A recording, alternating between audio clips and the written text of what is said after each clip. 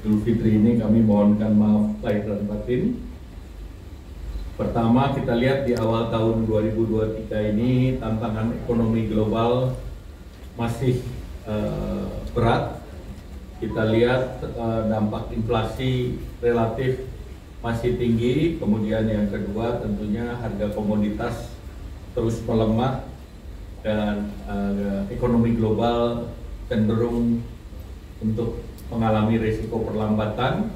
Kita ketahui Amerika masih meningkatkan tingkat suku bunga dan tentu geopolitik belum berakhir. Kita ketahui baru-baru ini juga NATO akan membuat perwakilan di Jepang. Ya, eskalasi geopolitik di Indo-Pasifik meningkat. Namun demikian tadi sudah diumumkan bahwa di triwulan pertama pertumbuhan ekonomi kita masih tumbuh kuat, yaitu 5,03%, dan tumbuh ini dibandingkan tahun lalu juga ada peningkatan 0,01, dan patut dicatat bahwa pertumbuhan ekonomi Indonesia dalam 6 kuartal berturut-turut di atas 5%. Jadi ini menunjukkan bahwa ekonomi kita solid. Kita lihat juga pertumbuhan daripada penyerapan tenaga kerja sebesar 3 juta orang dibandingkan Februari tahun 2022, dan juga terjadi penurunan tingkat pengangguran sebesar 0,41 juta dari 8,4 juta menjadi 7,9 juta orang. Dari sisi demand, ini seluruh komponen pengeluaran mengalami pertumbuhan positif. Kita ketahui kinerja ekspor tumbuh 11,68% secara year on year. Kemudian konsumsi rumah tangga tumbuh sebesar 4,54 secara year on year, dan daya beli PMTB tumbuh sebesar 2,11% secara year on year, dan pemerintah juga kembali tumbuh di 3,99%. Artinya pertumbuhan serapan anggaran relatif juga baik. Dari sisi supply dari lapangan usaha, sektor industri pengolahan ini masih sebagai kontributor terbesar dari PDB sebesar 18,57%, dan tumbuhnya positif sebesar 4,43%, yaitu industri otomotif atau alat angkut, industri logam atau hilirisasi, industri makanan minuman, dan juga berbagai industri yang sifatnya produktif. Dari pertumbuhan sektor lapangan usaha, transportasi dan warehouse atau pergudangan tumbuh 15,93%, dan akomodasi makanan minuman tumbuh 11,55%. Nah, ini tentu seiring dengan dihentikannya PPKM di akhir tahun lalu, sehingga mobilitas masyarakat meninggi. Dari sektor perdagangan tumbuh 4,88%, tentu belanja retail dan penjualan kendaraan bermotor mendominasi, dan juga industri perbengkelan. Sedangkan perdagangan besar dan eceran tumbuh 4,43%, terkait juga dengan perdagangan mobil dan sepeda motor tumbuh sebesar 6,88%. Kami juga lihat sektor pertanian konsisten tumbuh di angka 0,34% secara year on year. Kemudian sektor konstruksi juga tumbuh sebesar 0,32%, dan pengadaan listrik dan gas sebesar 2,6% secara year on year. Secara spasial seluruh wilayah tumbuh positif. Pertumbuhan Pulau Jawa di bawah pertumbuhan nasional yaitu 4,96%. Kalimantan di atas nasional yaitu 5,7%, 5,79%, Sulawesi 7% secara year on year, Sumatera 4,79%, yang menarik Jawa Bali Nusa Tenggara tumbuh 4,74%, Maluku Papua tumbuh sebesar 1,95% secara year on year.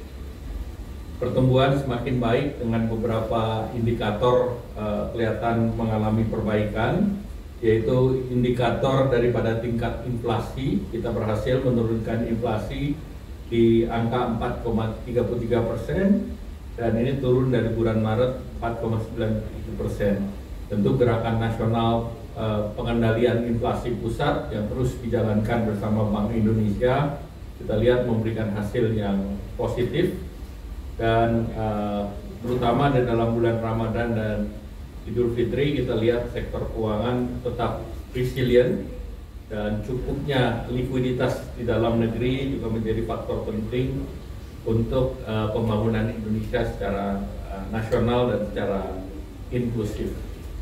Nah, kalau kita lihat prospek secara nasional ke depan masih tetap kuat.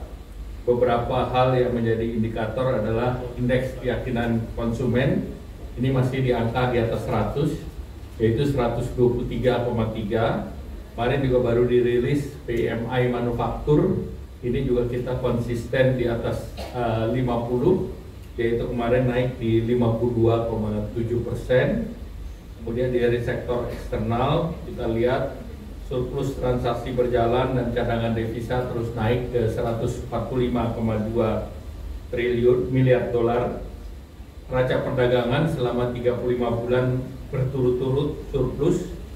Di Maret surplus sebesar 2,91 miliar US dollar, dan obligasi juga yieldnya melandai, dan nilai tukar rupiah dan IHSG terus menguat, dan rasio utang terhadap PDB berada dalam level aman. Nah, dengan catatan tersebut dan sinergi serta seluruh stakeholder, kita berharap target pembangunan kita, pertumbuhan di akhir tahun, di tahun politik ini bisa mencapai 5,3%, dan kami optimis bahwa pertumbuhan ini bisa terus dijaga di tahun 2023 dan tentunya menjadi momentum di tahun 2024. Demikian yang ingin saya sampaikan. Baik.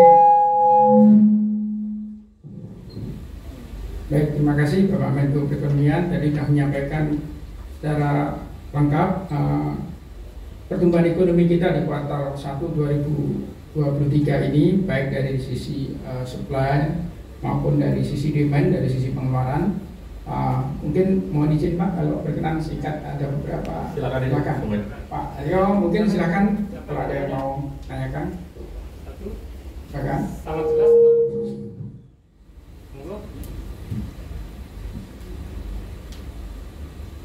Siap. Nah. Iya Pak, saya Agnes Pak dari Harian Kompas.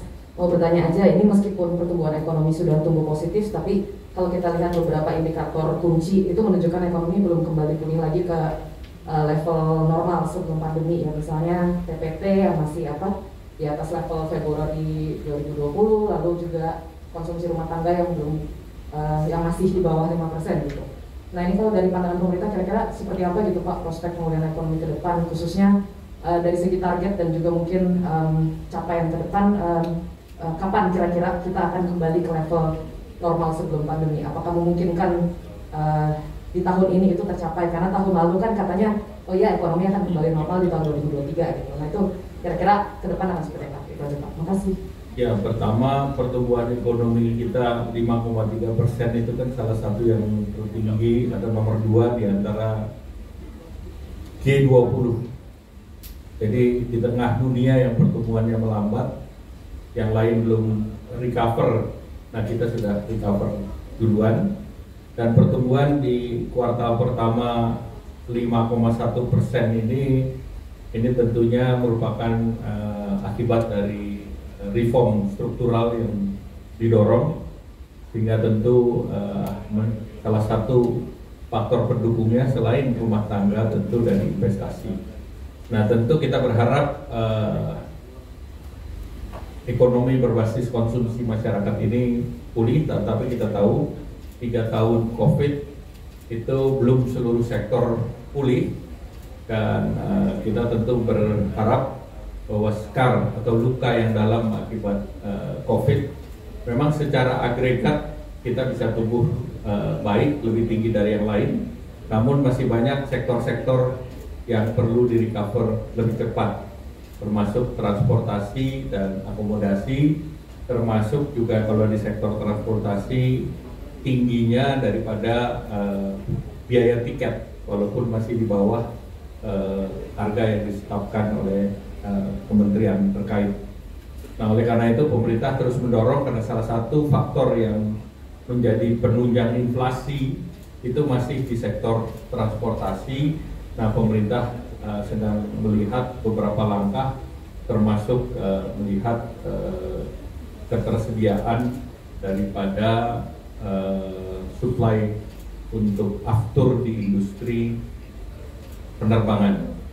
Walaupun kenaikan kemarin lebih didorong oleh kegiatan dari segi demand side, banyaknya yang mudik, tentu ada kesempatan bagi penerbangan untuk menerapkan tarif di atas, mendekati batas atas. Ada lagi? Ya. Selamat siang Pak Menko, saya Trian Pak dari IDN Pak. Pak mau tanya dengan share dari distribusi menurut lapangan usaha, kan ada 3 sektor Pak yang masih rendah ya Pak, yaitu pertanian, konstruksi, dan real estate Pak. Itu tumbuhnya bahkan di bawah 0,5% Pak. Nah itu sebenarnya faktornya apa sih Pak? Apakah memang dari real estate sendiri ini ada faktor dari mungkin harga KPR yang mahal atau seperti apa sih Pak? Atau memang butuh insentif tambahan Pak untuk ketiga sektor ini biar semakin cepat pulih Pak, khususnya real estate Pak? Terima kasih. Ya, kemarin kan kita sudah memberikan fasilitas PPN yang ditanggung pemerintah untuk harga perumahan tertentu. Namun yang kami lihat bahwa supply itu juga masih terbatas karena regulasi disiapkan untuk bangunan yang sudah selesai, sehingga tentu untuk membangun properti itu makan waktu lebih dari 1 tahun. Sehingga dengan demikian tentu dari supply side-nya yang kita akan terus dorong, karena kalau kita lihat ketersediaan perumahan untuk masyarakat yang kita berikan juga bantuan ini terjadi backlog supply side-nya. Jadi ya tentu kita akan terus jaga agar demand properti ini bisa meningkat seiring dengan peningkatan daya beli masyarakat.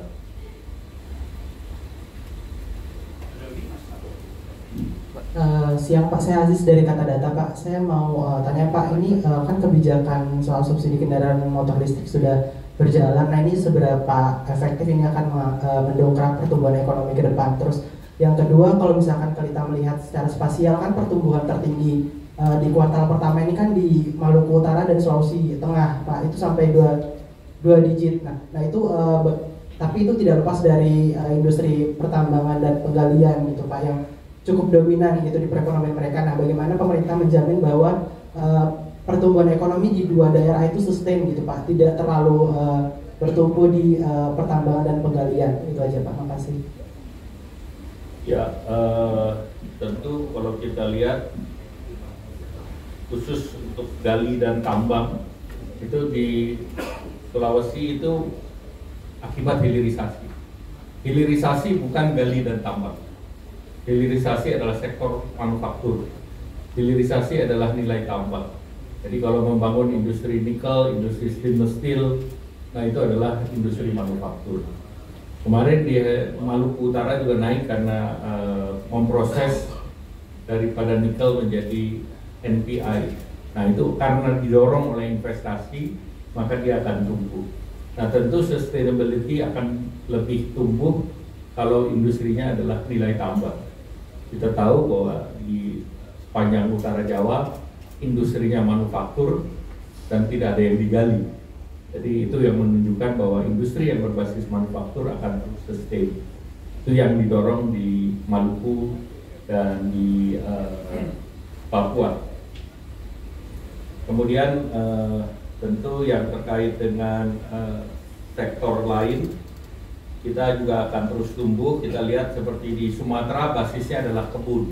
Kebun itu kemarin sempat harganya naik, kemudian flat dan relatif turun, sehingga pertumbuhannya di bawah nasional. Yang berbasis pertambangan itu murni ada di Kalimantan. Nah Kalimantan kemarin tumbuhnya juga sedikit di atas nasional, yaitu 5,79%. Kalimantan ada 2, kebun dan tambang. Baik, terima kasih. Selamat sore Pak. Ya Pak dari Reuters Pak. Yang pertama Pak, untuk pencapaian tadi Bapak bilang optimis 5,3 ini yang dia tahu Pak. Ada nggak Pak kebijakan mungkin yang baru yang ingin diimplementasikan untuk mendorong dari sisi untuk pertumbuhan ekonomi itu Pak? Atau mungkin ada kebijakan yang sementara ditahan dulu untuk menjaga konsumsi atau investasi itu Pak? Kemudian yang terakhir Pak, tadi Bapak bilang sempat pemerintah lagi review untuk supply aftur ya Pak, untuk menjaga harga transportasi berindikasi nggak Pak?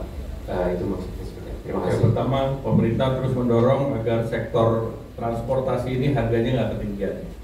Nah, salah satu kan kemarin naik karena demand side, sehingga harga tiket dipepet ke tarif batas atas. Nah, tentu dengan demand daripada mudik sudah turun, kita berharap ini akan normal kembali. Nah, di samping itu salah satu yang ongkos 70% daripada tiket itu kan di aftur. Nah, tentu kita bandingkan harga aftur Indonesia dibandingkan negara lain. Nah, kalau negara lain bisa murah, cara apa yang kita bisa lakukan agar aftur kita juga kompetitif? Karena kalau enggak, bagian besar refuelingnya di Singapura, jadi pesawat masuk ke Indonesia dia nggak refueling. Nah, ini yang kita akan perhatikan. Nah, kedua tentu yang ke depan kebijakan yang sedang kita dorong adalah yang paling jangka pendek ada penerapan devisa hasil ekspor. Nah, kenapa ini kita perlukan? Karena kita lihat Amerika masih menaikkan tingkat suku bunga. Kalau kita tidak mengambil langkah, maka potensi capital flight tinggi. Nah, kalau potensi capital flight tinggi tentu akan berdampak terhadap stabilitas rupiah, sehingga devisa hasil ekspor ini dalam waktu dekat akan segera diluncurkan. Ya, kan cukup ya. Terima kasih. Baik, terima kasih Bapak Menko Perekonomian, terima kasih teman-teman seluruh jurnalis, media cetak, media online maupun media elektronik. Terima kasih. Wassalamualaikum warahmatullahi wabarakatuh. Sudah cukup. Pak, DHE kapan sih Pak? Dalam waktu dekatnya kira-kira? Apa karena rupiah lagi kuat ya Pak? Kalau kalian rupiah tahan dulu. Nah, sampai kapan Pak? Ya, Ya, udah selesai. kalau kekuatan kan ekspor juga pusing. Oke. Ya. Apa politik? Pak, di tengah-tengah. Limit Pak, limit Pak. Iya, kalau gede mah gua.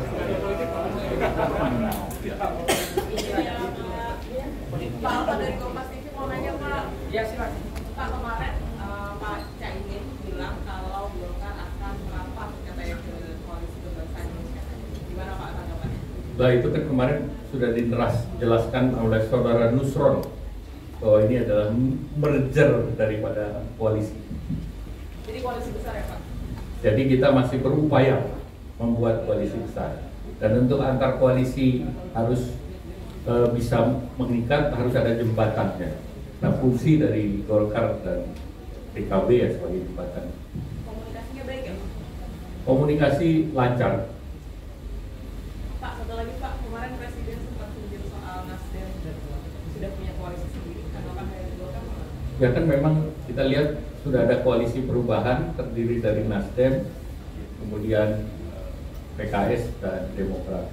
Kemudian ada koalisi KIB dan KKIR, kemudian ada yang sudah mendeklarasikan PDIP dengan PDIP. Tapi koalisi pendukung pemerintah masih solid ya Pak? Koalisi pendukung pemerintah kemarin 6 partai mengatakan solid sampai 2020. Ya, masih. Calon capresnya siapa Pak? Apa?